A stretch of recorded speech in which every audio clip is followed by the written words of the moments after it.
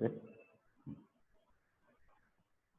आपण प्लाझ्मिडचा उपयोग एक व्हेइकल डीएनए म्हणून करतो. आता सर्वच ठिकाणी प्लाझ्मिड स्वतंत्र सेल मध्ये असतात नाही. In some bacteria,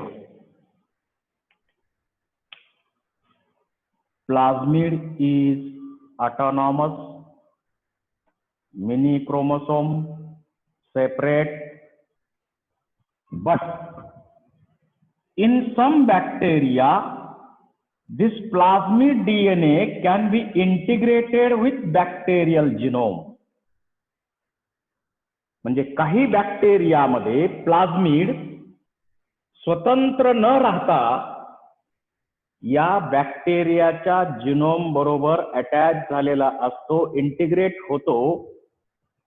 अशा टाईपचा प्लाझ्मिड की जो स्वतंत्र नाही आहे, या प्लाझ्मिडला म्हणायचं इपिसोम.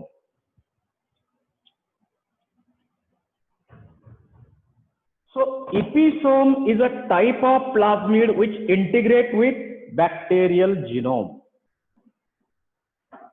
बॅक्टेरियाच्या जिनोम बरोबर इंटिग्रेट झालेला हा प्लाझ्मिड आहे. त्यानंतर आपल्याला स्टडी करायचा आहे याच्यापेक्षा कन्व्हिनियंट असलेला व्हेइकल, ते म्हणजे बॅक्टेरियोफेज.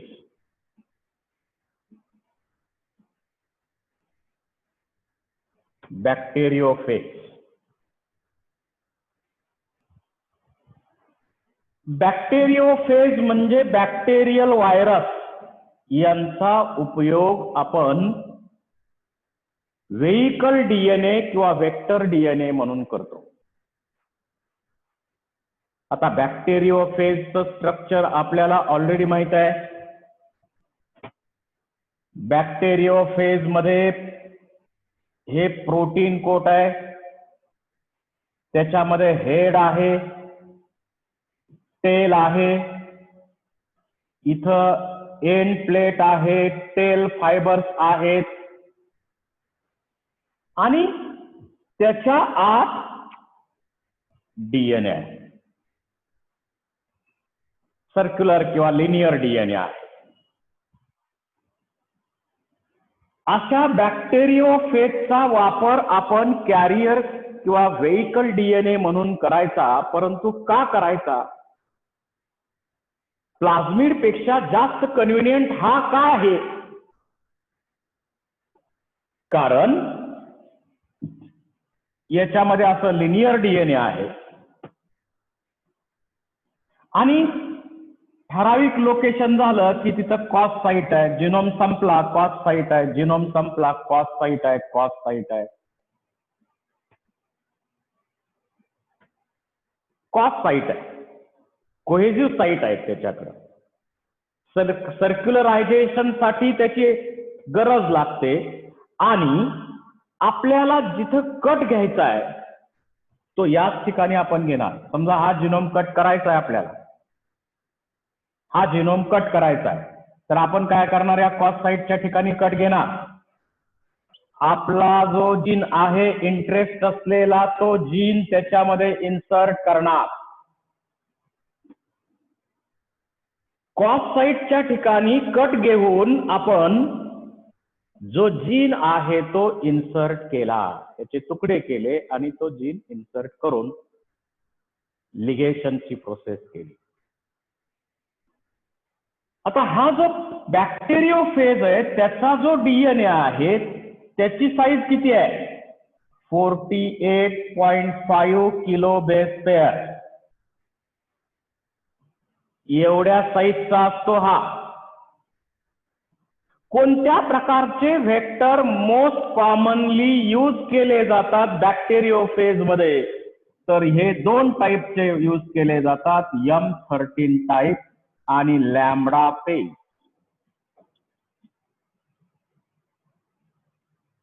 M13 आणि लॅम्बडा फेज हे व्हेइकल्स हे बॅक्टेरिओफेजेस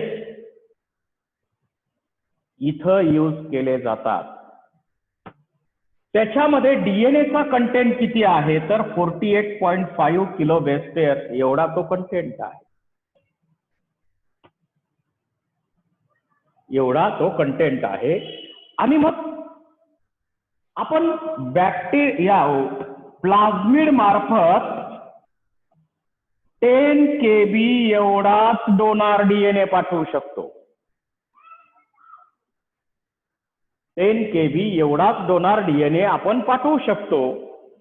परंतु बॅक्टेरिओफेजच्या मार्फत आपण 25 बेस पेअर एवढा साईज असलेला DNA molecule, passenger DNA, foreign DNA, align DNA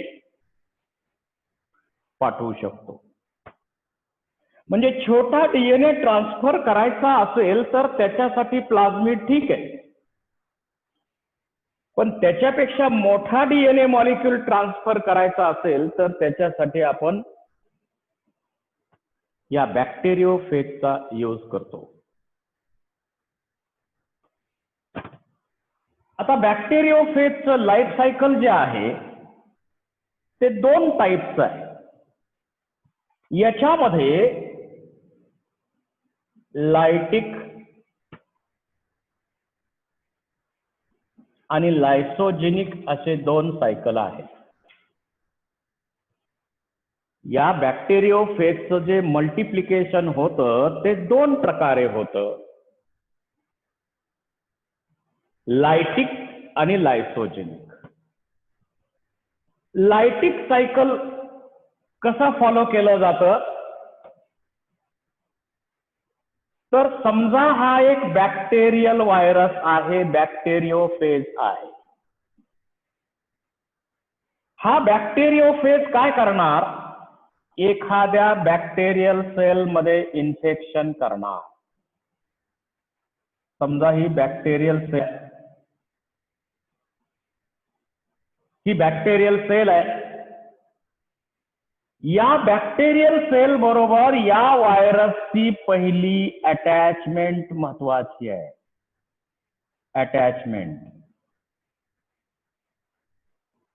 attachment of virus to the bacterial sale.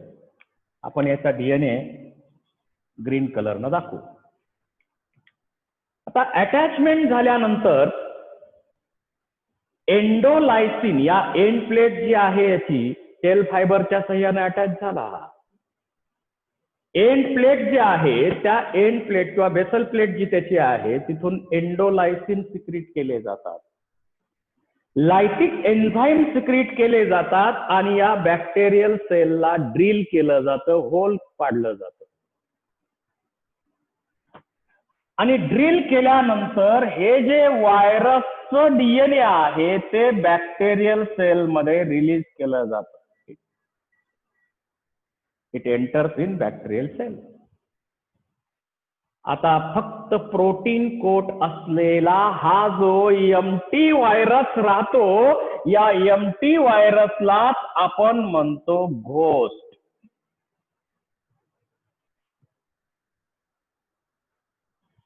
Ghost म्हणजे भूत. ही एक संकल्पना आहे, रियालिटी नाही. तर हा व्हायरस आत आल्यानंतर काय करतो, it takes over the metabolic machinery of bacterial cell. Virus जिथं कुठं एंट्री करतो तो ज्या सेल मध्ये एंट्री करतो व्हायरल डीएनए किंवा व्हायरल जिनोम, तो काय करतो त्या सेलची मेटाबॉलिक मशिनरी पूर्ण ताब्यात घेतो आणि स्वतःच्या डीएनएच्या किंवा आरएनए जे काय असेल त्याचं जेनेटिक मटेरियल, त्याच्या जेनेटिक मटेरियलच्या कॉपीज बनवून घेतो.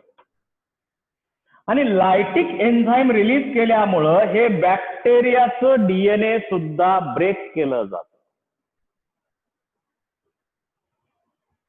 या बॅक्टेरियल सेलची मेटाबॉलिक मशिनरी वापरून व्हायरल जिनोम बनवले, कॉपीज केल्या, त्याच्या भरपूर कॉपीज बनवून घेतल्या, त्यानंतर त्याच्यावर प्रोटीनचे हेड बनवले, टेल बनवले, दोन्ही जोडले, असेंबल केलं.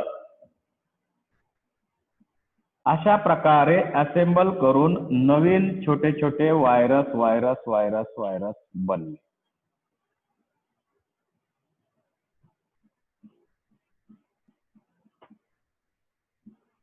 अनेक नवीन व्हायरस बनले.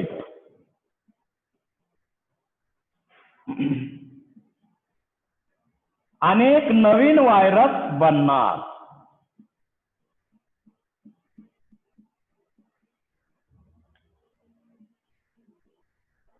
हे नवीन तयार झालेले व्हायरस जे आहेत त्यांना आपण व्हायरॉन्स म्हणतो.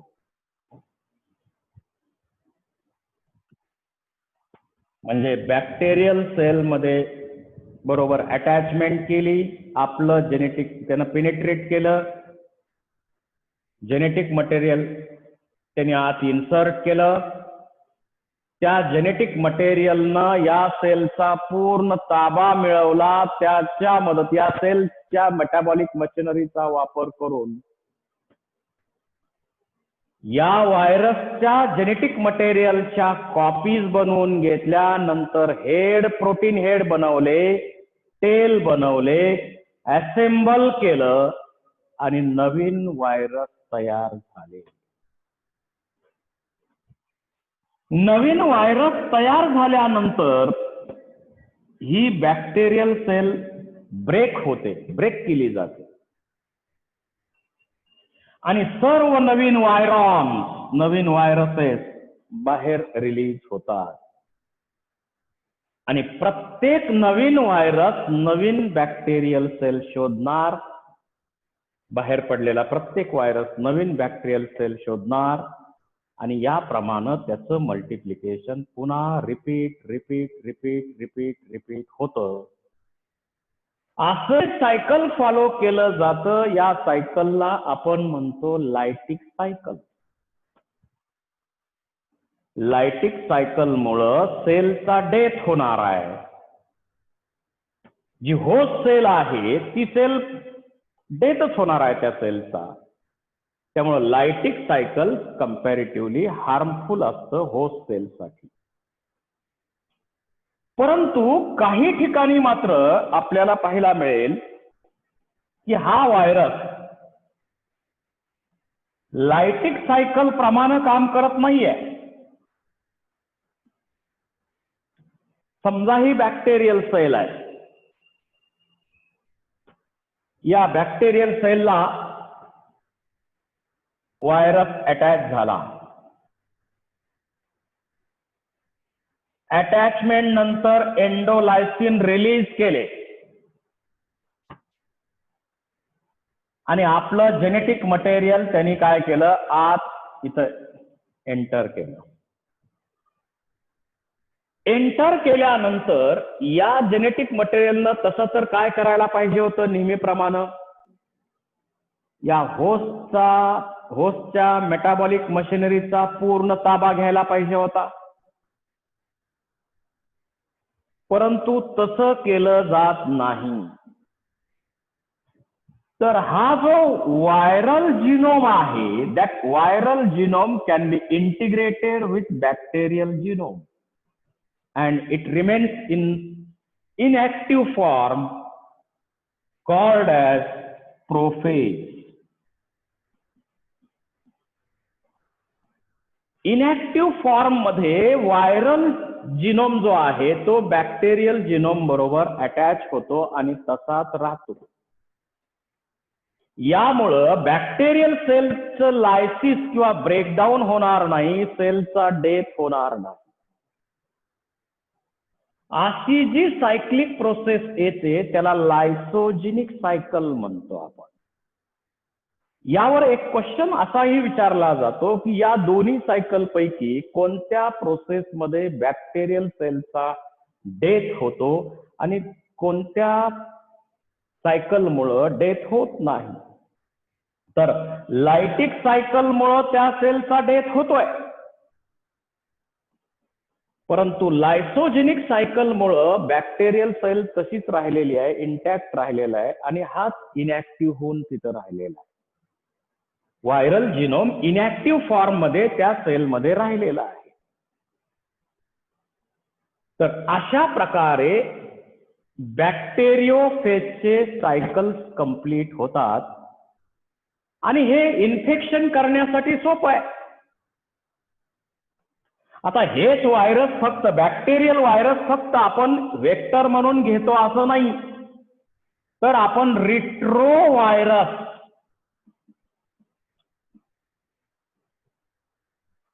जसं HIV व्हायरस रिट्रो व्हायरस आहे तो. रिट्रो व्हायरस म्हणजे काय, त्याच्याकडे RNA जेनेटिक मटेरियल आहे आणि रिव्हर्स ट्रान्सक्रिप्शन प्रोसेस होत असल्यामुळं RNA पासून DNA बनणार,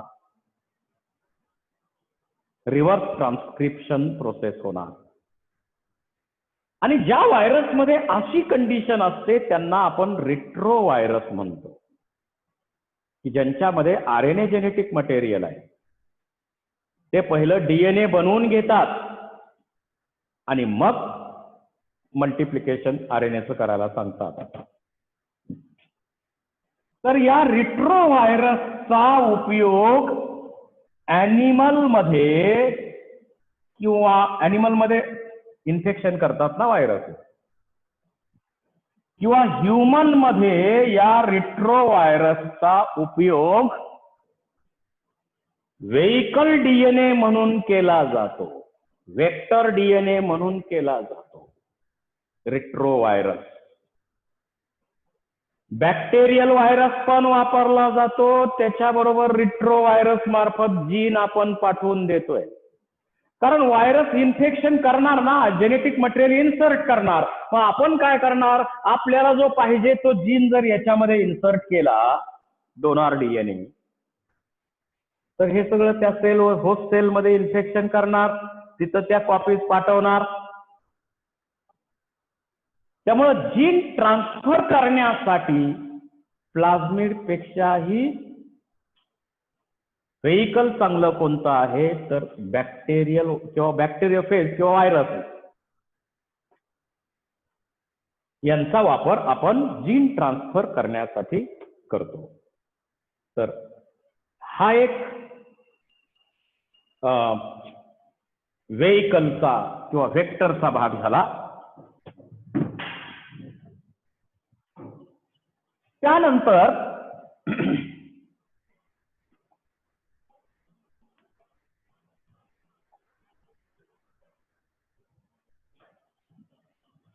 आणखी व्हेइकल कोणकोणते यूज केले जातात, याच्यामध्ये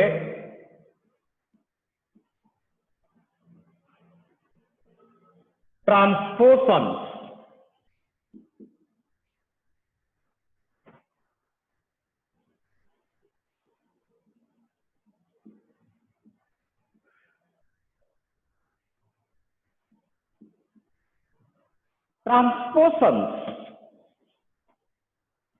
The term transposon was coined by Hedges and Jacob in 1974. काही जीन जे आहेत, समजा हा एक क्रोमॅटिन फायबर आहे, याच्यावर अनेक जीन असणार आहे. काही जीन आपली पोझिशन, समजा एखादा जीन आहे, समजा इथे एक जीन आहे, हा जीन आपली पोझिशन इथं जाईल, इकडे उडी मारेल, इकडे जाईल, दुसऱ्या क्रोमोसोमवर जाईल, तिसऱ्या क्रोमोसोमवर जाईल. जे जीन सतत आपली जागा बदलतात, सतत आपली पोझिशन बदलतात, त्यांना म्हणायचं ट्रान्सपोसन्स किंवा त्यांनाच नाव आहे जम्पिंग जीन. आणि जम्पिंग जीन्सचा स्टडी कुणी केला, मेज मध्ये त्याचा स्टडी केलेला आहे. बार्बरा MC क्लिंटॉक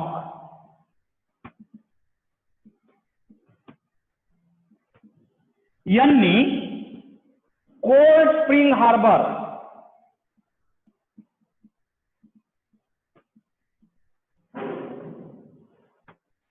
या लॅबोरेटरीमध्ये न्यूयॉर्कला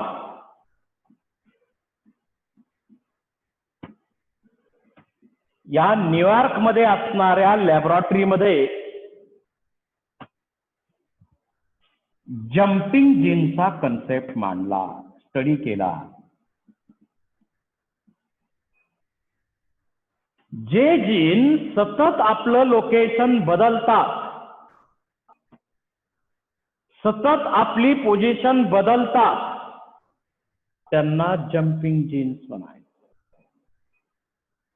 आणि असे जम्पिंग जीन्स त्यांनी मेजमध्ये स्टडी केले आणि त्यामध्ये त्यांनी फाइंड आउट केलं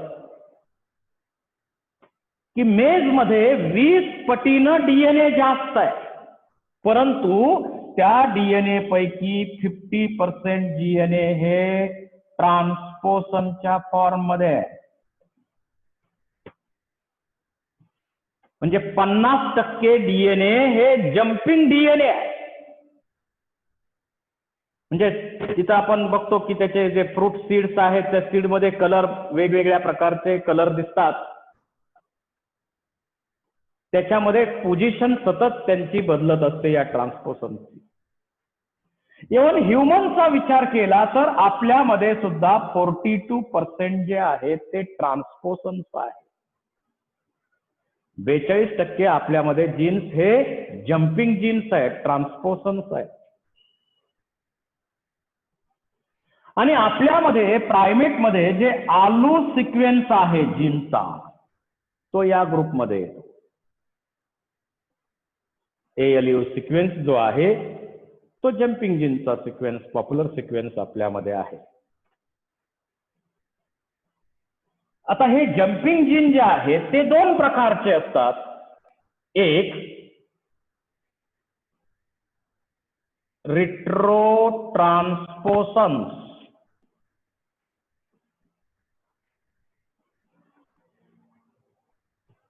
रिट्रोट्रान्सपोसन्स, आणि दुसरा टाईप त्याच्यामधला आहे डीएनए ट्रान्सपोसन्स. रिट्रोट्रान्सपोसन्स आणि डीएनए ट्रान्सपोसन्स असे 2 टाईप यामध्ये येतात. आता रिट्रोट्रान्सपोसन्स काय करतो तर आरएनए पासून cDNA कॉम्प्लिमेंटरी डीएनए बनवतो, त्याच्यापासून पुन्हा आरएनए बनवला जातो. म्हणजे एका याची काय केली, कॉपी केली, दुसरीकडे नेऊन काय केली, पेस्ट केली. Copy paste mechanism. म्हणजे इथं जसं आपण कॉम्प्युटरमध्ये एखादी फाईल काय करतो, तिथून कॉपी करतो, मूळ फाईल तिथंच राहते आणि दुसऱ्या ठिकाणी त्या फाईलची कॉपी नेऊन पेस्ट आपण करतो, कॉपी पेस्ट मेकॅनिझम. आणि दुसरा जो टाईप याचा आहे त्याच्यामध्ये कट पेस्ट. म्हणजे इथं जर आपण पाहिलं कट पेस्ट मेकॅनिझम मध्ये, तर हा जीन जो आहे, समजा हा जीन जम्पिंग जीन आहे, पूर्वीच्या ह्याच्यामध्ये हा जीन राहून या जीनची कॉपी दुसऱ्या ह्याच्यावर गेली होती. म्हणजे मूळ अस्तित्व तसंच ठेवलं होतं. परंतु कट पेस्ट मेकॅनिझम मध्ये आपण फाईल, पुरा कॉम्प्युटरच्या फाईलकडे या, मूळ फाईल जर आपण कट केली आणि दुसरीकडे पेस्ट केली तर मूळ ठिकाणी त्या फाईलचं अस्तित्व राहत नाही. अशा प्रकारे मूळच्या ठिकाणचा जीन काढतो आपण आणि काढून तो दुसऱ्या ठिकाणी पेस्ट करतो, कट पेस्ट मेकॅनिझम. मग या डीएनए ट्रान्सपोसनचा उपयोग काय? जीन ट्रान्सफर करण्यासाठी उपयोग करतो, म्युटेशनचा स्टडी करण्यासाठी, फिनोटिपिक म्युटेशनचा स्टडी करण्यासाठी याचा उपयोग केला जातो. ती डीएनए लायब्ररी आपल्याला जर बनवायची असेल, कॉम्प्लिमेंटरी डीएनए ची लायब्ररी आपण बनवतो, ती डीएनए ची लायब्ररी बनवण्यासाठी सुद्धा या ट्रान्सपोसनचा उपयोग आपण करतो.